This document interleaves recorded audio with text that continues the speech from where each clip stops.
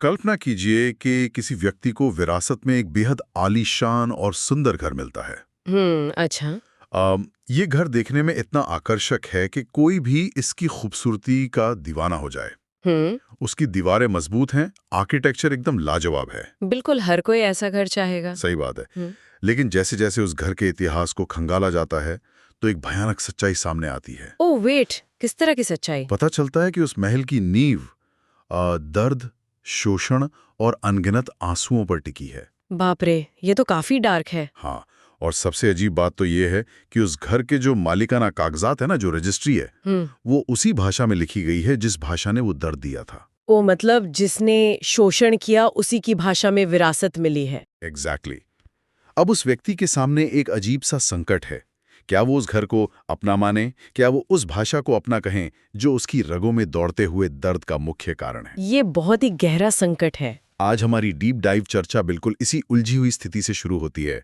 हम कैरेबियन साहित्य के एक बहुत ही महान कवि डेरेक वॉलकॉट और उनकी पोस्ट कॉलोनियल कविताओं पर बात करने वाले हैं। हाँ, और हमारे पास जो स्रोत है वो इस बात की पूरी परख करते हैं कि साहित्य कैसे इस औपनिवेशिक पीड़ा को अपने अंदर समेट लेता है। बिल्कुल। और कैसे एक मिक्स्ड आइडेंटिटी की उलझन को कविता के जरिए दुनिया के सामने रखा जा सकता है। यहाँ सबसे दिलचस्प सच्चाई ये है कि डेरेक वॉलकॉट ने ना इस बिखराव को छुपाने की कभी कोशिश ही नहीं की। अच्छा, उन्होंने इस दर्द को छुपाया नहीं? बिल्कुल नहीं।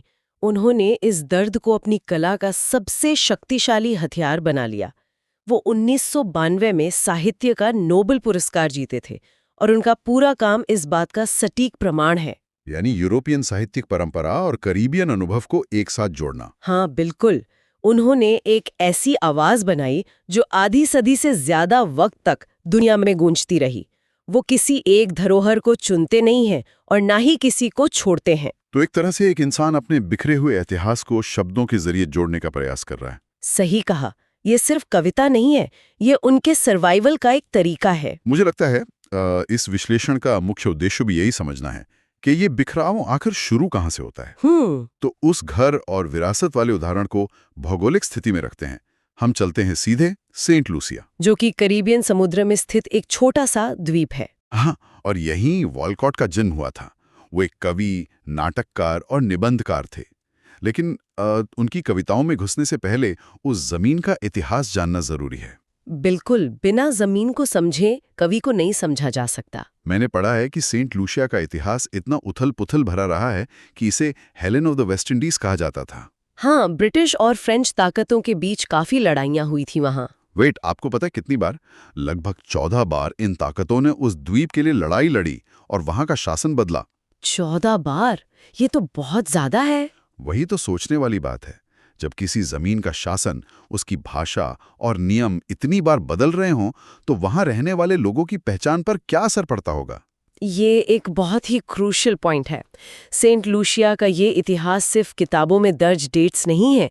जब जमीन 14 बार अपने मालिक बदलती है, हाँ, और वहां आबादी का एक बड़ा हिस्सा उन गुलामों का होता है जिन्हें अफ्रीका से जबरदस्ती लाया गया था, तो आने वाली पीढ़ियों के डीएनए में एक असमंजस बस जाता है। यानी एक बहुत बड़ा कल्चरल डिस्प्लेसमेंट। एग्जैक्टली। गुलामी और कॉलोनियलिज्म के दौर ने जो सांस्कृतिक विस्थापन पैदा किया, उसने एक नई स्थिति को जन्म दिया। तो जो लोग वहां बस गए, उन्होंने क्या किया? देखिए, उन्होंने अपनी पुरानी अफ्रीकन परंपराओं को पूरी तरह खोया नहीं, और जो नई यूरोपियन संस्कृति उन पर थोपी गई थी, उसे भी पूरी तरह अपना नहीं पाए। तो उनके अंदर कई दुनिया एक साथ बसने लगी। हाँ, 3 दुनिया। उनका अफ्रीकन मूल, फिर यूरोपियन शासन का प्रभाव, और तीसरा उनकी कैरिबियन जमीन की सच्चाई। इसी को शायद एकेडेमिया में कल्चरल हाइब्रिडिटी कहा जाता है ना? एकदम सही। और वॉलकॉट के पूरे काम की नींव इसी हाइब्रिडिटी पर टिकी है। पर यहाँ पर ना मुझे थोड़ी कंफ्यूजन होती है। हाँ, अगर हम एक आम इंसान के नजरिए से देखें, जब अपना ही इतिहास 3 अलग-अलग दिशाओं में खिंचा हुआ हो, तो उस हाइब्रिडिटी को संभालना कितना मुश्किल होता होगा। एक कवि के रूप में घर किसे कहा जाए? ये आसान नहीं है बिल्कुल भी। ये तो कुछ वैसा ही हो गया जैसे किसी चित्रकार को एक ही कैनवास पर 3 बिल्कुल अलग आर्ट स्टाइल्स में एक ही साथ पेंटिंग करने को कह दिया जाए। एकदम सटीक एनालॉजी है ये। एक तरफ पूर्वजों की खून से भरी यादें, दूसरी तरफ वो धरोहर और भाषा है जिसमें शिक्षा मिली, और तीसरी तरफ वो जगह जहां पैर टिके हैं। क्या यह स्थिति इंसान को अंदर से तोड़ नहीं देती? ये जो अंदर से टूटने का डर है ना, यही तो उनका शुरुआती पहचान का संकट है। यानी आइडेंटिटी क्राइसिस। हाँ, इंसान खुद से लगातार यही पूछता है कि मैं आखिर किस तरफ का हूँ। लेकिन यहीं पर वॉलकॉट की जीनियस समझ आती है। वो कैसे? उन्होंने इस हाइब्रिड स्थिति को सिर्फ एक आंसू बहाने वाले दुख के रूप में नहीं छोड़ दिया। वो इस मिश्रण को कैरिबियन संस्कृति की सबसे बड़ी ताकत बताते हैं। अच्छा, तो वो इस क्राइसिस को एक स्ट्रेंथ की तरह देखते थे? सही बात है। उनके मुताबिक ये 3 अलग दिशाएं किसी आम इंसान के लिए दुख का कारण हो सकती हैं, लेकिन एक कलाकार के लिए ये वो अनूठा अनुभव है जो दुनिया में और किसी के पास नहीं है। वो इस बिखराव को पूरी तरह एम्ब्रेस करते हैं। बिल्कुल। और इसको सबसे बेहतरीन तरीके से समझने के लिए हमें उनके सबसे मशहूर कविता पर चलना होगा। आप ए फार क्राई फ्रॉम अफ्रीका की बात कर रही हैं ना? हाँ, ये कविता इस आंतरिक संघर्ष का सबसे बड़ा आईना है। तो चलिए ए फार क्राई फ्रॉम अफ्रीका को थोड़ा डिटेल में देखते हैं। इस कविता को पढ़ते वक्त जो सबसे पहली चीज ध्यान खींचती है वो ये है कि इसका मुख्य संघर्ष किसी बाहरी दुश्मन से नहीं है। नहीं, संघर्ष बिल्कुल कवि के अंदर चल रहा है। राइट। ये कविता तब लिखी गई थी जब 1950 के दशक में केनिया में माओ माओ रिबेलियन चल रहा था। एक तरफ वहां के मूल किकुई लोग थे और दूसरी तरफ ब्रिटिश कॉलोनाइजर्स। और उन दोनों के बीच बेहद खूनी युद्ध चल रहा था। वॉलकॉट जो उस वक्त समुद्र पार कैरिबियन में बैठे हैं, वो खबर पढ़कर अंदर ही अंदर फट रहे हैं। उनकी बेबसी कविता में साफ छलकती है। कविता की एक लाइन है, where shall I turn divided to the when, यानी मैं किस तरफ जाऊं जब मेरी रगों में ही बंटवारा हो चुका है। ये लाइन सच में रोंगटे खड़े कर देती है। सही में बहुत शक्तिशाली है।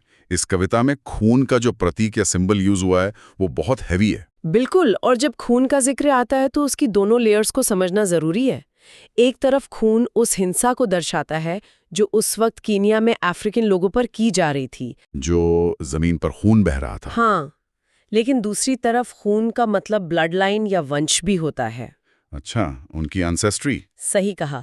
वॉलकॉट के रगों में वही अफ्रीकन खून दौड़ रहा है, लेकिन उनका जो दिमाग है, उनकी जो शिक्षा है, वो उस यूरोपियन और ब्रिटिश संस्कृति से आती है जिसने उस खून को बहाया था। ये कैसी दुविधा है जो सीधे दिमाग पर वार करती है ना?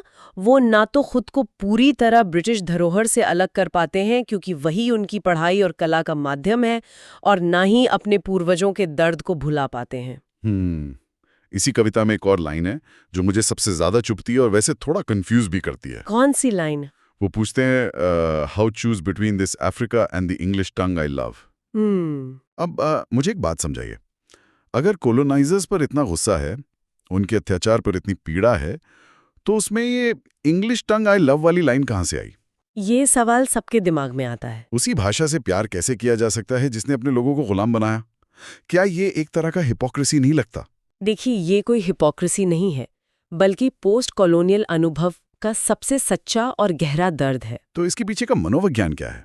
इसे ऐसे सोचिए कि अगर किसी समुदाय से उसकी मूल भाषा छीन ली जाए और कई पीढ़ियों तक उस पर नई भाषा थोप दी जाए, हाँ, तो आगे चलकर वही नई भाषा उनकी आत्म अभिव्यक्ति का, दुख जताने का और गुस्सा निकालने का अकेला हथियार बन जाती है।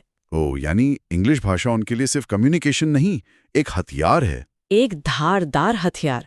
वो इसी भाषा का इस्तेमाल करके औपनिवेशिक व्यवस्था के खिलाफ आवाज उठाते हैं। पर क्या उस भाषा का अपना कोई बोझ नहीं है?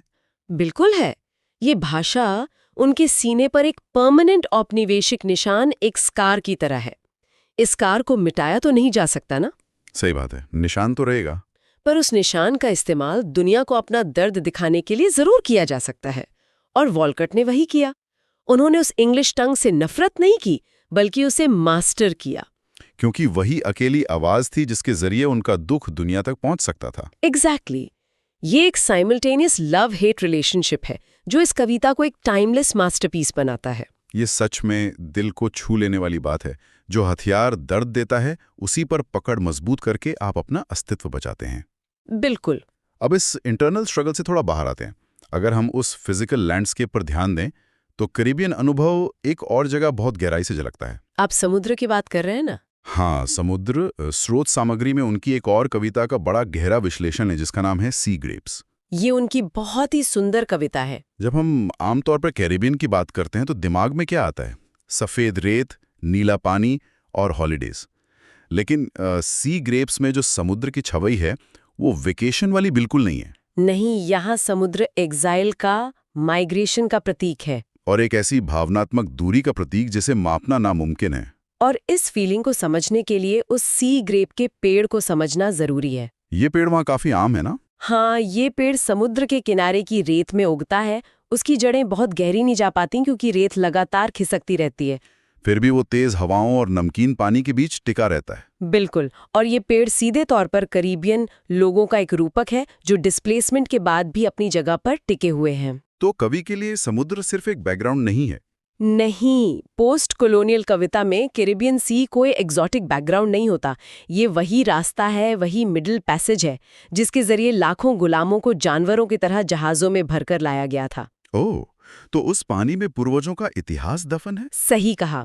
तो जब कवि समुद्र को देखता है तो उसे किनारे पर आती लहरें नहीं दिखती, बल्कि इतिहास दिखता है। समुद्र यहाँ एग्जाइल की फीलिंग का फिजिकल रूप है। ये ऐसा है जैसे समुद्र पानी नहीं बल्कि एक विशाल इतिहास की किताब है जिसे पढ़ना बेहद तकलीफदेह है। हर लहर के साथ एक भूला हुआ दर्द वापस आता है। और इसी कविता में जो क्लासिकल रेफरेंसेस हैं वो भी कमाल के हैं।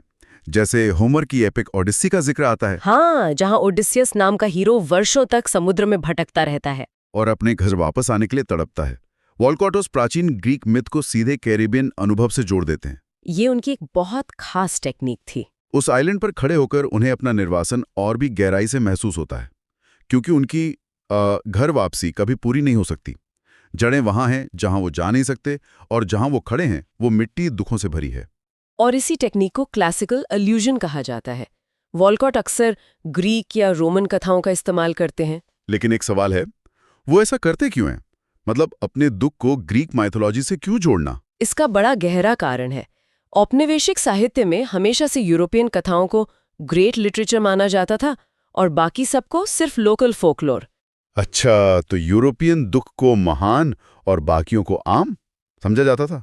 हाँ, ओडिसियस के स्ट्रगल को महान और किसी अफ्रीकन गुलाम के स्ट्रगल को बहुत आम मान लिया जाता था। वॉलकॉट ने इन क्लासिकल मिथ्स का जिक्र करके कैरिबियन लोगों के दुख को सीधे उन एंशिएंट हीरोज के बराबर लाकर खड़ा कर दिया। वाह, ये तो बहुत शक्तिशाली कदम है ना? वो दिखाते हैं कि एक द्वीप पर रहने वाले आम इंसान का आंतरिक संघर्ष किसी महाकाव्य के महानायक से कम नहीं है। उन्होंने उस पहचान को सम्मान दिलाया। यही चीज इस चर्चा को एक नई दिशा में ले जाती है। हमने उनकी कविताओं की थीम्स देखी, उनका दुख देखा, पर इनका एकेडमिक विश्लेषण कैसे होता है? स्रोत सामग्री में 3 क्रिटिकल पर्सपेक्टिव्स दिए गए हैं। राइट। पहला है पोस्ट कॉलोनियल नजरिया, दूसरा है कल्चरल नजरिया और तीसरा है साइकोलॉजिकल नजरिया। अगर मैं इनको एक एनालॉजी में रखूं। हाँ, ट्राई कीजिए। तो क्या हम ऐसे सोच सकते हैं कि पोस्ट कॉलोनियल नजरिया उस क्राइम सीन को देखने जैसा है जहां इतिहास ने हिंसा की थी? हाँ, ये ठीक है। फिर कल्चरल नजरिया उस जगह पर उगे हुए नई किस्म के सुंदर फूलों और बगीचे को देखने जैसा है। और साइकोलॉजिकल नजरिया उस माली या गार्डनर के अंदर झांकने जैसा है जो उस बगीचे को बनाते वक्त हर रात बुरे सपने देखता है। क्या ये तीनों व्यूज का सही रूप है? अरे वाह, ये बेहद ही खूबसूरत और सटीक एनालॉजी है। शुक्रिया।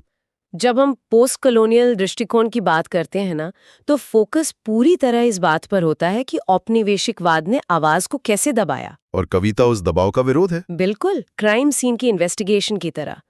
फिर जब कल्चरल दृष्टिकोण पर आते हैं तो वहां दर्द से ज्यादा जश्न होता है। कैरिबियन म्यूजिक, कैलिप्सो बीट्स का कविता में आना। एग्जैक्टली।